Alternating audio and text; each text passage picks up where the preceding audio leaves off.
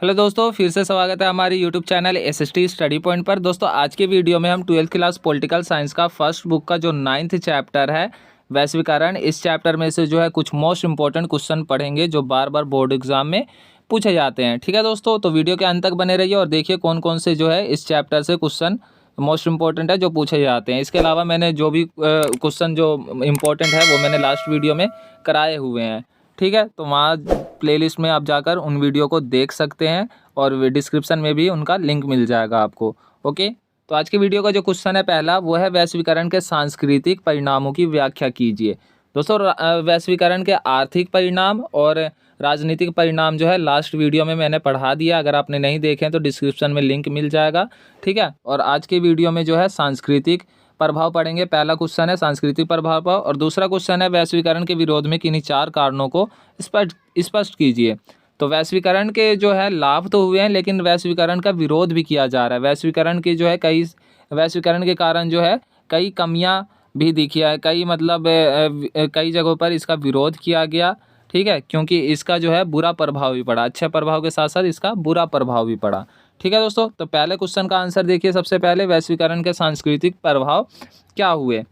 वैश्वीकरण के सांस्कृतिक परिणाम निम्नलिखित हैं। पहला परिणाम देखिए, सांस्कृतिक परिणाम, वैश्वीकरण से विश्व की संस्कृतियों को खतरा पैदा हो रहा है। विश्व पर पश्चिमी संस्कृति लादी जा रही है। उदाहरणतया अमेरिका का प्रभाव मैकडोनाल्डीकरण के रूप में है। ठीक है दोस्तों, मैकडोनाल्डीकरण के रूप में है। मैकडोनाल्डीकरण आप जानते होंगे कि ये जो मैकडोनाल्ड जो है, ये बर्गर किंग, ये सब जो हो गया, बर्गर जो बिकते हैं, बर्गर पिज्ज़ा, ये सब मैकडोनाल्ड, तो ये सब जो है अमेरिका के हैं। ठीक है, तो पान पर जो है प्रभाव पड़ रहा है। तो ये सब जो है क्या आते हैं, पहनावा ओढ़ावा, खान पान, ये सब संस्कृति में आते हैं। तो पहला प्रभाव तो ये हो गया कि विश्व पर जो है पश्चिमी संस्कृति, अमेरिका जो है पश्चिमी देश है, इसीलिए जो है पश्चिमी संस्कृति कह रहे हैं। तो पश्चिमी संस्कृति जो है विश्व पर लादी जा रही है। ठीक है दोस्तों, इसके बाद दूसरा देखिए सांस्कृतिक प्रभाव क्या हुआ है। इससे विश्व की समृद्ध संस्कृति धरोहर धीरे धीरे समाप्त हो रही है, जो कि समस्त मानवता के लिए खतरा है। जो पुरानी प्राचीनतम संस्कृति है वो धीरे धीरे समाप्त होती जा रही है और हम जो है नए नए संस्कृति अपना रहे हैं। ठीक है, तो ये जो है वैश्वीकरण का सांस्कृतिक प्रभाव है। दूसरा परिणाम हो गया सांस्कृतिक परिणाम। तीसरा परिणाम देखिए, सांस्कृतिक परिणाम क्या हुआ। वैश्वीकरण का सकारात्मक सांस्कृतिक प्रभाव हुआ, क्योंकि कभी कभी बाहरी प्रभावों से हमारी पसंद नापसंद का दायरा बढ़ा है। पसंद नापसंद का दायरा कैसे बढ़ा है, जैसे प्राचीन टाइम में या फिर कुछ साल पहले या 90 के दशक में देख सकते हैं, या 1960-80 के दशक में देख सकते हैं कि दुकानें बहुत कम होती थी। ठीक है, शॉपिंग करने के लिए या शॉपिंग मॉल ये सब बहुत कम होती थी, मतलब जगह जगह पर होती थी। तो क्या होता कि हमारे पास एक ही ऑप्शन हुआ करते थे, हम जो है एक ही जगह से फिर सामान लेना पड़ता था हमें, तो हमारे पास ऑप्शन नहीं था। सामान कैसा भी हो हम नापसंद नहीं करते थे, जो मिलता था ले लेते थे। ठीक है, लेकिन अब क्या हुआ है, वैश्वीकरण के कारण क्या हुआ है, पसंद नापसंद का दायरा बढ़ा है, क्योंकि बहुत सारे ऑप्शन आ गए हैं हमारे पास और हम जो है कहीं पर भी जाकर जो है अपनी पसंद और नापसंद से ले सकते हैं और बार्गेनिंग भी कर सकते हैं। ठीक है, पहले क्या था कि दुकान इकलौते होते थे या शॉपिंग मॉल इकलौते होते थे, तो हम बार्गेनिंग भी नहीं कर पाते थे। लेकिन अब जो है पसंद नापसंद का दायरा बढ़ा है, तो क्या हुआ है, बार्गेनिंग भी कर सकते हैं। बार्गेनिंग करते हैं ना, कुछ भी सामान लेने जाते हैं तो पैसे कम करवाते हैं, फिर सामान खरीदते हैं। ठीक है दोस्तों, उदाहरणतया बर्गर मसाला डोसा का विकल्प नहीं है, ना ही बर्गर से कोई खतरा है, परंतु इससे हमारी पसंद नापसंद का दायरा बढ़ा है। अब देखिए बर्गर जो है क्या है, पश्चिमी संस्कृति की देन है, अमेरिका की देन है। मैकडोनाल्ड ये सब जो है अमेरिका की देन है, और मसाला डोसा जो है ये सब हमारी संस्कृति का हो गया, हमारे खान पान का हो गया। तो मसाला डोसा का स्थान किसने ले लिया है, बर्गर ने ले लिया है। ठीक है, तो ये जो है हमारे खान पान पर प्रभाव पड़ा है वैश्वीकरण से, तो ये जो है सांस्कृतिक प्रभाव है वैश्वीकरण के।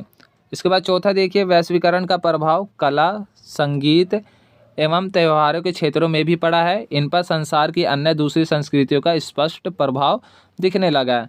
आज देख लो दोस्तों, हम जो है न्यू ईयर मना रहे हैं, या फिर और भी कई सारे जो है पश्चिमी देशों के जो है त्यौहार मनाते हैं हम। तो क्या हो रहा है, मतलब वैश्वीकरण से सांस्कृतिक प्रभाव में क्या हुआ है कि मतलब हमारे कला, संगीत, त्योहारों पर भी प्रभाव पड़ा है। तो ये जो है वैश्वीकरण के सांस्कृतिक प्रभाव में आएंगे। ठीक है दोस्तों, इसके बाद देखिए दोस्तों, ये भी लिखना आपको कि अब संगीत एवं कला का भी इस तरह से बाजारीकरण होने लगा है कि जिससे लोग अधिक से अधिक आर्थिक लाभ प्राप्त कर सकें। अब देखिए दोस्तों, कला और संगीत का भी क्या हो रहा है, बाजारीकरण हो रहा है। अब जो कला संगीत के माध्यम से भी जो है लोग क्या है, आर्थिक रूप से मजबूत होते जा रहे हैं। तो ये सब जो है सांस्कृतिक प्रभाव है, वैश्वीकरण के क्या है, सांस्कृतिक प्रभाव है ये सब। ठीक है, जैसे आप देख सकते हैं कि मतलब 1990-80 के दशक में कोई मेहमान मान लो आते थे, या सन 2000 के टाइम में ही कोई होगा तो उन्हें याद होगा, या कुछ साल पहले ही 2005-10 के आसपास ही देख सकते हो आप कि मतलब ज़्यादातर कोल्ड ड्रिंक पर हम ध्यान नहीं देते थे, नींबू पानी पर ध्यान देते थे। अगर आपको ध्यान हो तो नींबू पानी का स्थान भी जो है किसने ले लिया है, कोल्ड ड्रिंक ने ले लिया। आज कोई भी मेहमान आते हैं तो हम उन्हें जो है कोल्ड ड्रिंक लेकर देते हैं नींबू पानी की बजाय। ठीक है, तो ये सब जो है सांस्कृतिक प्रभाव है। ओके फ्रेंड्स, इसके बाद देखिए दोस्तों, दूसरा क्वेश्चन जो था हमारा कि वैश्वीकरण का विरोध किन कारणों से हो रहा है। ठीक है, ये तो सांस्कृतिक प्रभाव हो गया। और दूसरा क्वेश्चन है हमारा, वैश्वीकरण के विरोध में किन्हीं 4 कारणों को स्पष्ट कीजिए। यानी वैश्वीकरण का विरोध क्यों किया जा रहा है, 4 कारण स्पष्ट करने हैं। ठीक है, तो वैश्वीकरण का विरोध जो है निम्नलिखित कारणों से हो रहा है। पहला देखिए, वामपंथियों का तर्क। वामपंथी जो है एक विचारधारा है, वामपंथी लोग होते हैं उनकी जो है एक विचारधारा है। ठीक है, तो ये देखिए क्या कहते हैं, इनका मानना है कि वर्तमान वैश्वीकरण विश्वव्यापी पूंजीवाद की एक विशेष व्यवस्था जो धनिकों को और अधिक धनी तथा इनकी संख्या में कमी करती है। इसके विपरीत यह व्यवस्था गरीबों को और ज़्यादा गरीब बनाती है। राज्य के कमज़ोर होने से गरीबों के हितों की रक्षा करने की राज्य की क्षमता में कमी आती है। तो वामपंथी लोग जो हैं दोस्तों क्या है, एक मतलब पूंजी एक अमीर और गरीब में जो डिफरेंस होता जा रहा है ना, उसका विरोध कर रहे हैं। उनका मानना है कि वैश्वीकरण जो है एक पूंजीपतियों का जो है एक क्या है, एक व्यवस्था है जो अमीरों को और अधिक अमीर बना रही है और उनकी संख्या कम कर रही है, और गरीबों को और अधिक गरीब बना रही है। साथ ही वैश्वीकरण के कारण क्या हुआ है, राज्य की क्षमता में कमी आई है और राज्य जो है कल्याणकारी काम की तरफ ध्यान नहीं दे रही है। तो क्या हो रहा है, गरीबों का जो है विकास नहीं हो पा रहा है और गरीब और अधिक गरीब होते जा रहे हैं। तो इस कारण जो है वामपंथी लोग जो है वैश्वीकरण का विरोध कर रहे हैं। ठीक है दोस्तों, इसके बाद देखिए दक्षिणपंथी भी जो है एक लोगों का ग्रुप है जो मतलब इनकी विचारधारा जो क्या है, प्राचीन बातों में जो है ये विश्वास करते हैं, परंपरागत विचारों में विश्वास करते हैं ये। तो इनका मानना है कि ये वैश्वीकरण के राजनीतिक, आर्थिक, ये जो वामपंथी लोग, ये दक्षिणपंथी जो लोग हैं, क्या कह रहे हैं, ये राजनीतिक जो वैश्वीकरण के राजनीतिक और आर्थिक और सांस्कृतिक प्रभाव हुआ है उसका जो है ये विरोध कर रहे हैं। क्यों कर रहे हैं, देखिए राजनीतिक रूप से राज्य के कमज़ोर होने की चिंता। ठीक है, राजनीतिक रूप से क्या हुआ है, राज्य की कार्य क्षमता में कमी आई है, तो उससे जो है ये क्या है, नाराज़ हैं और विरोध कर रहे हैं वैश्वीकरण का। उनके अनुसार कम से कम कुछ क्षेत्रों में आर्थिक निर्भरता और संरक्षणवाद का होना आवश्यक है। ठीक है, उनके अनुसार सांस्कृतिक क्षेत्र में वैश्वीकरण से परंपरागत संस्कृति की हानि होगी और लोग सदियों पुराने जीवन मूल्यों तथा तौर तरीकों की अवहेलना करेंगे।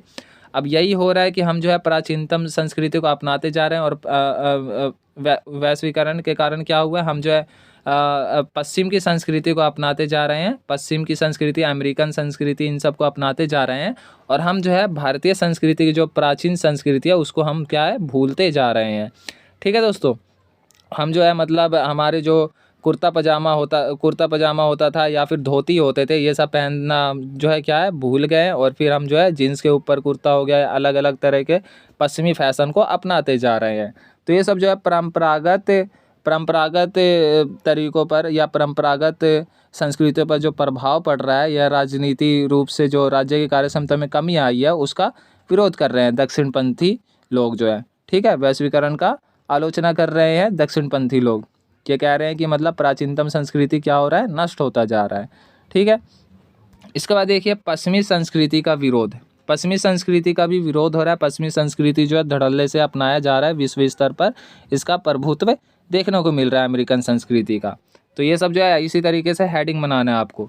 पश्चिमी संस्कृति विश्व पर लादी जा रही है, विभिन्न संस्कृतियाँ अब अपने को प्रभुत्वशाली अमेरिकी ढर्रे पर ढालने लगी है।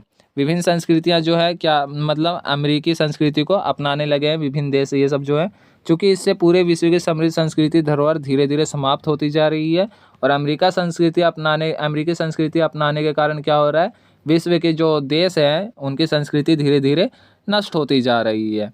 ठीक है, इसलिए यह केवल गरीब देशों के लिए ही नहीं बल्कि समूचे मानवता के लिए खतरनाक है। तो आप जो है एक ये भी हेडिंग बना सकते हैं कि पश्चिमी संस्कृति का विरोध, ठीक है, या पश्चिमी संस्कृति का प्रभुत्व।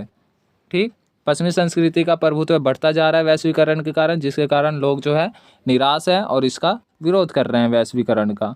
ओके, इसके बाद देखिए चौथा जो विरोध का कारण है वो है राज्यों की कार्यक्षमता में कमी। वैश्वीकरण के कारण राज्यों की कार्यक्षमता में कमी आई है। वैश्वीकरण से राज्यों की क्षमता में कमी आई है। अब कल्याणकारी राज्य की अवधारणा का स्थान न्यूनतम हस्तक्षेपकारी राज्य ने ले लिया है। राज्य का कार्य अब मुख्य रूप से कानून और व्यवस्था बनाए रखना और नागरिकों को सुरक्षा प्रदान करना है। आर्थिक और सामाजिक कल्याण अब राज्य का लक्ष्य नहीं रहा, राज्य का काम नहीं रहा, क्योंकि अब बाजार आर्थिक और सामाजिक प्राथमिकताओं का मुख्य निर्धारक है। बाजार जो बड़े बड़े पूंजीपति लोग हैं ये सब जो है निर्धारण कर रहे हैं। ठीक है, आर्थिक और सामाजिक कल्याण से संबंधित जो भी लक्ष्य हैं ये सब जो बाजार में जो बैठे हुए हैं जो पूंजीपति लोग हैं ये सब निर्धारित कर रहे हैं। ठीक है, और कल्याणकारी राज्य से भी जो है कल्याणकारी जो काम है वहाँ से भी जो है राज्यों की क्षमता में कमी हो रही है। ठीक है, तो इसके कारण जो है विरोध हो रहा है। और बहुराष्ट्रीय निगमों के कारण, बहुराष्ट्रीय निगमों में मल्टीनेशनल कंपनी जो बड़े बड़े कंपनी आए, इन्हीं के कारण क्या हुआ है, सरकारों के द्वारा अपने बल पर निर्णय करने की क्षमता में कमी आई है। ठीक है, सरकार जो भी सत्ता में है बड़े बड़े कंपनियों के दबाव में आकर जो है अपने दम पर फैसले भी नहीं ले पा रही है। ठीक है, तो ये सब जो है वैश्वीकरण के प्रभाव है। तो ये जो है विरोध में आप जो है ये पॉइंट लिख सकते हैं, 4 पॉइंट्स लिख सकते हैं और 5वां पॉइंट जो है आप इसको भी बना सकते हैं। ठीक है, या फिर ये भी जो है इसी में आ जाएगा। तो ये 4 जो है मेन रूप से पॉइंट है। अगर आए कि मतलब वैश्वीकरण का क्यों विरोध हो रहा है, कारण लिखे। ठीक है, या वैश्वीकरण की आलोचना किस प्रकार कर सकते हैं, इस तरीके से क्वेश्चन आएगा तो आपको लिखने पड़ेंगे। ठीक है, कि क्यों जो है वैश्वीकरण की आलोचना की जा रही है। और क्वेश्चन ये भी बन सकता है कि वैश्वीकरण के लाभ और हानि लिखे। तो लाभ में आपको क्या क्या लिखना है, तो लाभ में आपको ये लिखना है कि वैश्वीकरण के कारण पूंजी का प्रवाह हुआ है, वैश्वीकरण के कारण वस्तुओं का प्रवाह, वैश्वीकरण के कारण लोगों की आवाजाही में वृद्धि हुई है, वैश्वीकरण के कारण जो है व्यापार में वृद्धि हुई है। ये सब पॉइंट जो है लाभ में आ जाएंगे। और हानि में अब क्या आ जाएगा कि वैश्वीकरण के कारण राज्य की कार्य क्षमता में कमी आई है, वैश्वीकरण के कारण पश्चिमी संस्कृति का प्रभाव देखने को मिल रहा है। ठीक है, जो कि ये है, या फिर वामपंथियों का तर्क भी लिख सकते हैं, दक्षिणपंथियों का तर्क भी लिख सकते हैं विरोध में। ठीक है, यानी हानि में वैश्वीकरण का लाभ और हानि आएगा तो आपको इस तरीके से लिखना पड़ेगा। या वैश्वीकरण के पक्ष और विपक्ष में भी पूछे जा सकते हैं। तो पक्ष में तो वैश्वीकरण से जो भी मतलब जो भी फायदे हुए हैं या लाभ हुए हैं वो लिख सकते हैं पक्ष में, और विपक्ष में जो विरोध वाले पॉइंट लिख सकते हैं। ओके दोस्तों, इसके बाद देखिए दोस्तों एक क्वेश्चन ये भी मोस्ट इंपॉर्टेंट है 6 नंबर का। देखिए क्वेश्चन क्या है, इसका आंसर आपको खुद ही लिखना है, बस मैं बता दूंगा थोड़ा सा। वैश्वीकरण की परिभाषा दीजिए। सबसे पहले जो आपको वैश्वीकरण का परिभाषा लिखना है। तो वैश्वीकरण का परिभाषा आपको बता ही दिया मैंने कि वैश्वीकरण किसी देश की अर्थव्यवस्था को शेष विश्व की अर्थव्यवस्था से जोड़ना ही क्या कहलाता है, वैश्वीकरण कहलाता है। इसमें निम्नलिखित प्रवाह आते हैं, पूंजी का प्रवाह, वस्तुओं का प्रवाह, बेहतर आजीविका के तलाश में लोगों का प्रवाह। इस तरीके से पॉइंट लिखने हैं आपको। ठीक है, चारों प्रवाह लिखने हैं। ठीक है, इसके बाद देखिए क्या पूछा है कि यह एक बहुआयामी अवधारणा है। अपने उत्तर की पुष्टि कीजिए, वैश्वीकरण के परिणामों का वर्णन कीजिए। यह एक बहुआयामी अवधारणा है, तो आपको लिखना है कि हाँ यह वैश्वीकरण जो है एक बहुआयामी अवधारणा है। इसमें सांस्कृतिक प्रभाव, आर्थिक प्रभाव, राजनीतिक प्रभाव देखने को मिलते हैं। इसके बाद जो है वैश्वीकरण के आर्थिक प्रभाव, सांस्कृतिक प्रभाव और राजनीतिक प्रभाव, ये तीनों के जो है कम से कम 5-5, 6-6 लाइन तीनों में लिखने पड़ेंगे। ओके, आपका जो है कंप्लीट हो जाएगा आंसर। ठीक है, पहले क्या लिखना है, वैश्वीकरण का प्रभाव वैश्वीकरण के जो है डेफिनेशन लिखना है। उसके बाद आपको यह बताना है कि यह एक बहुआयामी अवधारणा है। तो आपको लिखना है हाँ यह एक बहुआयामी अवधारणा है। इसमें सांस्कृतिक प्रभाव, आर्थिक प्रभाव और राजनीतिक प्रभाव देखने को मिलते हैं। और इसके बाद जो है सांस्कृतिक, आर्थिक, राजनीतिक, इन तीनों को हेडिंग बनाकर, अलग अलग हेडिंग बनाकर, और तीनों में जो है कम से कम 5-5, 6-6 लाइन लिखने हैं आपको, और आपका आंसर जो है कंप्लीट हो जाएगा 6 नंबर का। ओके फ्रेंड्स, तो इस तरीके से जो है आपको आंसर लिखने हैं और ये सब जो है मोस्ट इंपॉर्टेंट क्वेश्चन है। ओके, आई होप कि आपको अच्छे से समझ में आ गया होगा। दोस्तों वीडियो अच्छी लगी हो तो लाइक करें, कमेंट करके बताएं। अगर आप नए हो तो चैनल को सब्सक्राइब जरूर कर दें और अपने दोस्तों के पास भी ये वीडियो शेयर जरूर करें। ओके।